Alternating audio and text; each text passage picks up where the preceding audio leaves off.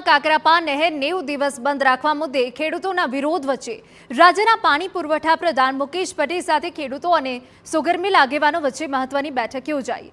બેઠકમાં નહેર 90 દિવસ માટે બંધ રાખવા પાછળના કારણો ખેડૂતોને સમજાવવામાં આવ્યા। ખેડૂતોને બતાવ્યું કે એજન્સી પાસે રાત દિવસ કામ કરાવીશું અને ત્યારે 90 દિવસમાં પૂર્ણ થશે। सामान्य रीते काम थशे तो 120 दिवसों समय लागी शके अने समयसर काम नहीं थाय तो नुकसान थशे तो तेने रिपेर करवा 6 महीनानो पण समय लागी शके छे।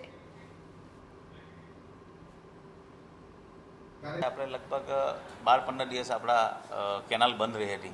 હવે આ એવા સ્ટ્રક્ચરો છે એકવાર એક જેવા સ્ટ્રક્ચરો કે એકવાર તૂટે ને તો 6 મહિના સુધી રિપેર પણ ના થઈ શકે, તો એ શેરડીનો પાક પણ બગડે અને ડાંગરનો પાક પણ બગડે। એટલે ખેડૂતને અમે કન્વિન્સ કરીને કીધા છે કે આ સહન કરીને આટલા 1 વર્ષે કરો।